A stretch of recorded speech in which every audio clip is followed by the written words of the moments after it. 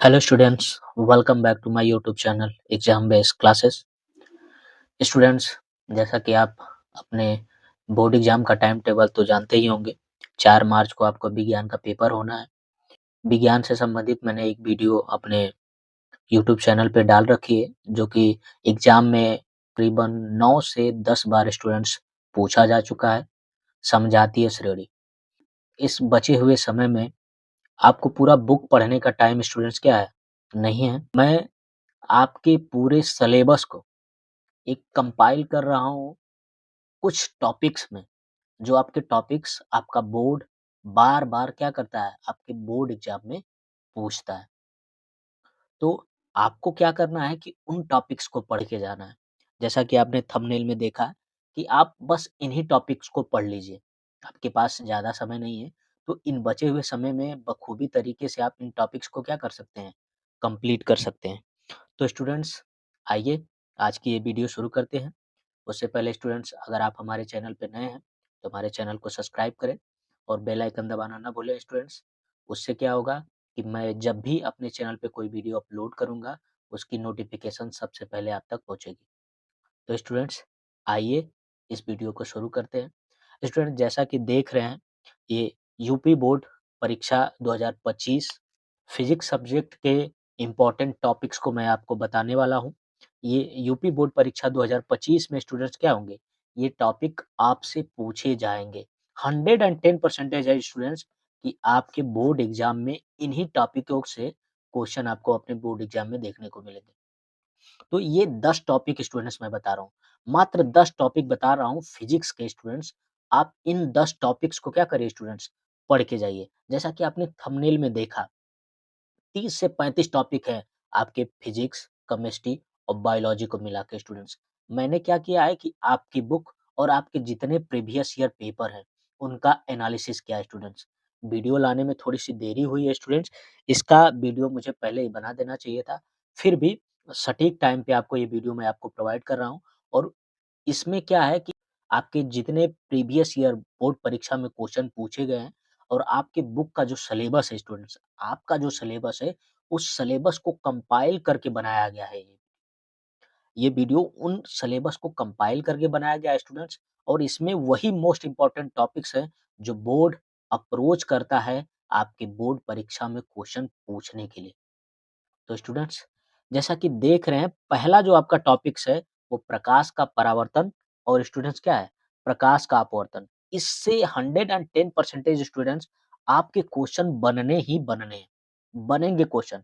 आपसे प्रकाश का परावर्तन पूछ सकता है, आपसे प्रकाश का अपवर्तन पूछ सकता है, स्नेल का नियम पूछ सकता है, जो कि अपवर्तन का ही क्या होता है, नियम होता है स्टूडेंट्स। और इसमें आपसे 2 नंबर में, 1 नंबर में क्वेश्चन आपसे पूछेगा कि प्रकाश के परावर्तन या फिर प्रकाश के अपवर्तन का नियम क्या होता है, उसकी परिभाषा पूछ सकता है स्टूडेंट्स, उसके सूत्र पूछ सकता है। जब प्रकाश सघन माध्यम से विरल माध्यम में जाता है, विरल माध्यम से सघन माध्यम में आता है, तो क्या अंतर होता है? ये चीज़ें आपसे स्टूडेंट्स क्या होंगी, पूछी जाएँगी। निर्वात में प्रकाश की चाल क्या होती है? ये पूछा जाएगा। एक होता है अपवर्तनांक।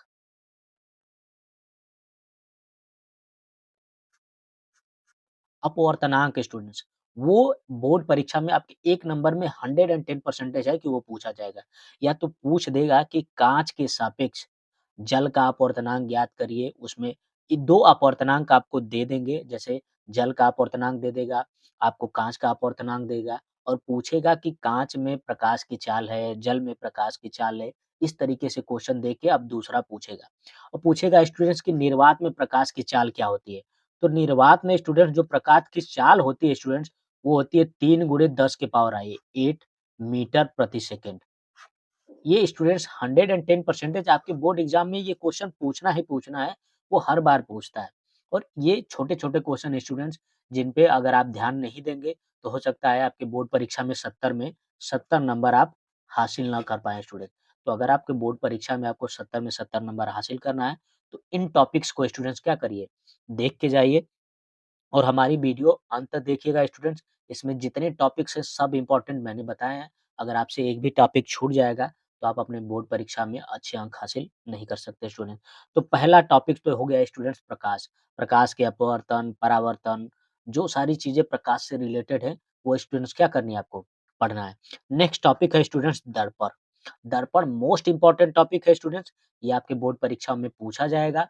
उत्तल दर्पण, अवतल दर्पण, उनके प्रतिबिंब कैसे बनते हैं?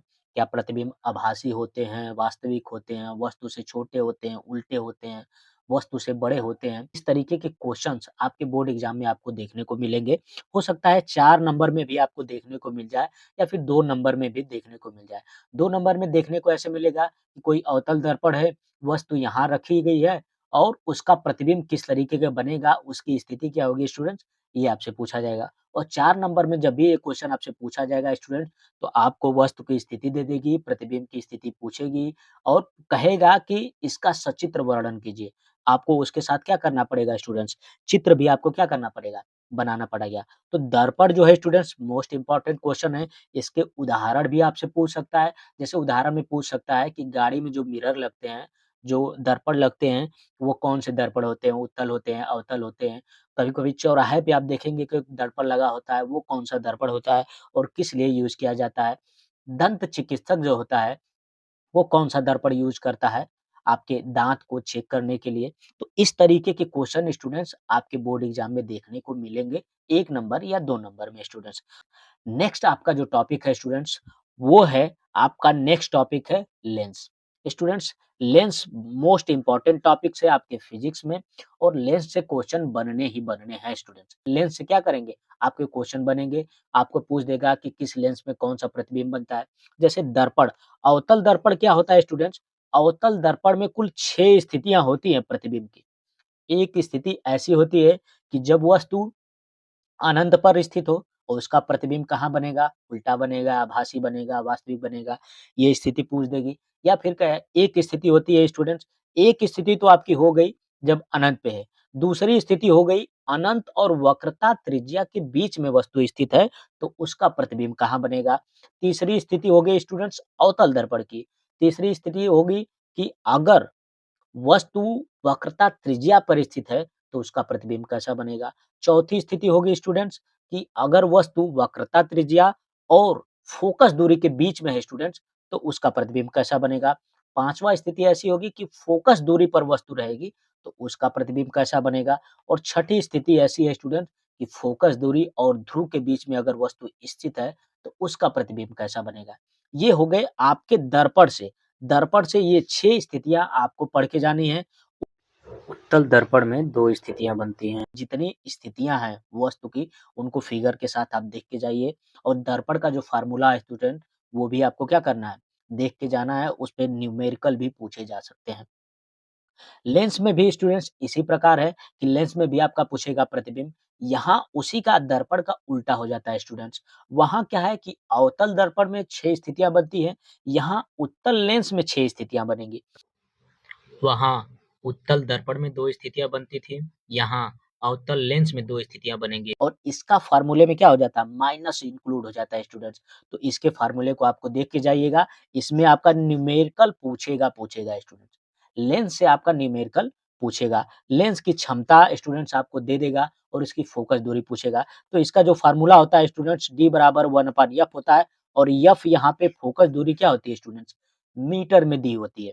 फ़ोकस दूरी क्या होगी? मीटर में दी होगी। अगर किसी की फ़ोकस दूरी दे देगा, तो पूछेगा कि उस लेंस की क्षमता ज्ञात करिए। किसी लेंस की क्षमता देगा, तो कहेगा कि उसकी फ़ोकस दूरी ज्ञात करिए स्टूडेंट्स। ये आपसे पूछेगा। साथ के साथ जब आप अगले चैप्टर में जाएँगे, मानव नेत्र जब आप पढ़ेंगे, तो उसमें आपको देखने को मिलेगा निकट दृष्टि दोष और तीव्र दृष्टि दोष कि निकट दृष्टि दोष के कारण क्या हैं। निकट दृष्टि का स्टूडेंट्स अर्थ होता है कि निकट की दृष्टि उस व्यक्ति के पास है, यानी निकट की वस्तु उसे क्या कर रही है? दिखाई दे रही है, दूर की वस्तु उसे अस्पष्ट दिखाई नहीं दे रही है। इसका क्या कारण है और इसको दूर करने के लिए कौन-सा लेंस यूज़ किया जाता है, ये आपके क्वेश्चन में पूछ सकता है। 4 नंबर में जब भी ये क्वेश्चन पूछेगा स्टूडेंट्स, आपसे 4 नंबर में पूछेगा। अगर 1-2 नंबर में पूछता है तो बस ये पूछेगा स्टूडेंट्स कि निकट दृष्टि दोष को दूर करने के लिए कौन-सा लेंस का उपयोग किया जाता है। उसी तरह स्टूडेंट्स दूर दृष्टि दोष। दूर दृष्टि दोष में क्या होता है कि व्यक्ति के पास दूर की तो दृष्टि होती है, लेकिन नज़दीक की दृष्टि, नज़दीक की वस्तुओं को देखने में उसे क्या होती है, असहजता महसूस होती है स्टूडेंट्स, तो दूरदृष्टि के कारण क्या हो सकते हैं और इसको दूर करने के उपाय क्या होंगे स्टूडेंट्स, ये पूछा जाएगा। साथ में इसी में एक इंक्लूड होता है जरा दृष्टि दोष। ये क्या होता है स्टूडेंट्स? ये होता है जब व्यक्ति बुजुर्ग हो जाता है, उम्र दराज हो जाता है, उस समय ये देखने को मिलती है स्टूडेंट्स स्थिति उनकी आँखों में, क्योंकि उनकी आँखों की जो मांसपेशियाँ होती हैं स्टूडेंट्स, वो हो जाती हैं कमज़ोर, जिनकी वजह से उन्हें जरा दृष्टि दोष देखने को मिलता है, उनमें ये रोग मिलता है। अगला टॉपिक जो मोस्ट इम्पोर्टेंट है मानव नेत्र। मानव नेत्र बहुत ही इम्पोर्टेंट क्वेश्चन है स्टूडेंट्स और मानव नेत्र से आपको या तो उसका सचित्र वर्णन 6 नंबर में भी पूछा जा सकता है और 4 नंबर में भी स्टूडेंट्स ये क्वेश्चन आपसे पूछा जा सकता है कि मानव नेत्र का सचित्र वर्णन कीजिए। साथ के साथ आपको यहाँ पूछेगा स्टूडेंट कि अगर प्रकाश प्रिज्म से गुजरता है, तो किस रंग का विचलन ज़्यादा होता है, किस रंग का विचलन कम होता है। साथ में आपसे छोटा-सा एक क्वेश्चन 1 नंबर या 2 नंबर में पूछ सकता है कि इंद्रधनुष जब बनती है, तो सूरज की दिशा के विपरीत बनती है या सूरज जिधर से उग रहा है उधर ही बनती है या फिर जो भी इस तरीके के क्वेश्चन आपका बोर्ड आपसे 1 या 2 नंबर में पूछ सकता है स्टूडेंट्स। आपके साथ के साथ आपसे पूछ सकता है कि तरंग दैर्ध्य किस रंग की सबसे ज़्यादा होती है, किस रंग की सबसे कम होती है।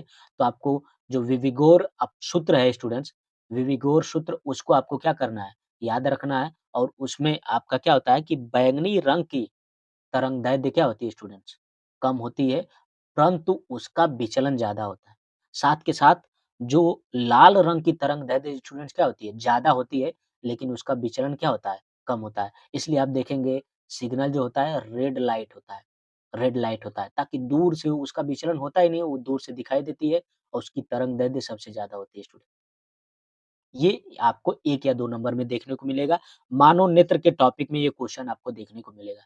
स्टूडेंट्स मैंने क्या किया है कि आपके विज्ञान की बुक जो है उसका पूरा एनालिसिस किया है। साथ के साथ आपके जो 3 से 4 साल के प्रीवियस ईयर पेपर हैं, उन पेपरों को देख के इन मोस्ट इम्पोर्टेंट टॉपिक्स को स्टूडेंट्स क्या किया मैंने, मोस्ट इम्पोर्टेंट टॉपिक्स को बनाया है। ये 10 टॉपिक्स आपको क्या करने हैं स्टूडेंट्स, पढ़ के जाने हैं। ओके स्टूडेंट्स, अगला जो मोस्ट इम्पोर्टेंट टॉपिक है वो विद्युत धारा से क्वेश्चन आपको देखना ही देखने मिलेगा। ओम का नियम स्टूडेंट, ओम का नियम क्या होता है वो आपको देखने के लिए V बराबर I इंटू आर। स्टूडेंट्स विद्युत देखने को मिलेगा, विद्युत प्रतिरोध, उसमें आपको क्या करेगा कि 2 या 3 प्रतिरोध दे देगा, तो उसका तुल्य प्रतिरोध पूछेगा और उसको कह देगा कि ये समांतर कड़ी में है, ये श्रेणी क्रम में है। ओके स्टूडेंट्स, इस तरीके से क्वेश्चन आपको देखने को मिलेगा। अगला जो मोस्ट इम्पोर्टेंट टॉपिक्स है स्टूडेंट्स, वो है चुंबकीय बल रेखाएँ। चुंबक से आपको क्वेश्चन बनना ही बनना है, जिसमें आपका फ्लेमिंग के बाएँ हाथ का नियम और दाएँ हाथ का नियम स्टूडेंट्स क्या करता है, पूछता है कि फ्लेमिंग के दाएँ हाथ का नियम, फ्लेमिंग के बाएँ हाथ का नियम क्या है? स्टूडेंट्स अगर आप इसमें देखेंगे, तो आप पाएँगे कि जो फ्लेमिंग का बाएँ हाथ का नियम है, उसमें क्या अंगूठा बल को दर्शाता है स्टूडेंट्स और जो उसकी फर्स्ट फिंगर होती है, वो चुंबकीय क्षेत्र को दर्शाती है और उसकी जो मिडल फिंगर होती है वो विद्युत धारा को क्या करती है, दर्शाती है। साथ के आप फ्लेमिंग के दाएँ हाथ के नियम को देखेंगे स्टूडेंट्स, तो उसमें आपको क्या मिलेगा कि अंगूठा आपको चालक की गति को दर्शाएगी, फर्स्ट फिंगर जो है आपका, वो आपके चुंबकीय क्षेत्र दर्शाएगा और जो मिडल फिंगर होता है स्टूडेंट्स, वो चुंबक की प्रेरिता को क्या करता है, दर्शाता है। तो फ्लेमिंग के बाएँ और दाएँ हाथ का नियम स्टूडेंट्स क्या होगा, पूछा जाएगा। बायो-सेवर्ट का नियम भी स्टूडेंट्स क्या है, मोस्ट इम्पोर्टेंट है, आपसे क्वेश्चन में पूछा जाएगा। अगला जो मोस्ट इम्पोर्टेंट टॉपिक है स्टूडेंट्स, विद्युत धारा का चुंबकीय प्रभाव और फैराडे का नियम। ये स्टूडेंट्स विद्युत धारा का चुंबकीय प्रभाव और फैराडे का नियम स्टूडेंट्स क्या करेगा आपसे, क्वेश्चन में पूछेगा 4 या 6 नंबर में, इस पे टिप्पणी करिए, इसके नियम को बताइए। ठीक है स्टूडेंट्स, उसके बाद आपका मोस्ट इम्पोर्टेंट टॉपिक्स 2 हो जाते हैं स्टूडेंट्स, जो आपके पर्यावरण से एक क्वेश्चन बनना ही बनना है, वो भी 6 नंबर में बनेगा स्टूडेंट्स। एक क्वेश्चन कन्फर्म है कि आपका बनेगा पर्यावरण से और वो भी 6 नंबर में बनेगा। ओज़ोन परत क्या है? ओज़ोन परत का आपको समीकरण पूछ सकता है स्टूडेंट्स और ओज़ोन परत हमारे लिए क्यों आवश्यक है? ये पूछ सकता है। ओज़ोन परत में जो छिद्र हो रहे हैं स्टूडेंट्स, उसके क्या कारण हैं? ये पूछ सकता है और ऊर्जा पूछ सकता है स्टूडेंट्स कि ऊर्जा के स्रोत क्या-क्या हैं? ऊर्जा का रूपांतरण कौन-कौन सी ऊर्जाएँ होती हैं? और पर्यावरण से संबंधित और भी 1-2 क्वेश्चन स्टूडेंट्स क्या होंगे?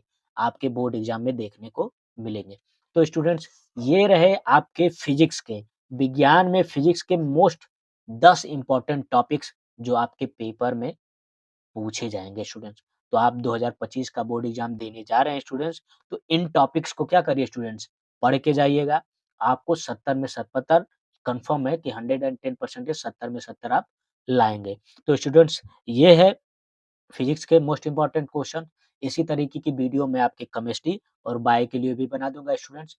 वीडियो को लास्ट तक देखने के लिए आपका बहुत-बहुत धन्यवाद। इसी के साथ हम मिलेंगे आपको नेक्स्ट वीडियो में। जय हिंद।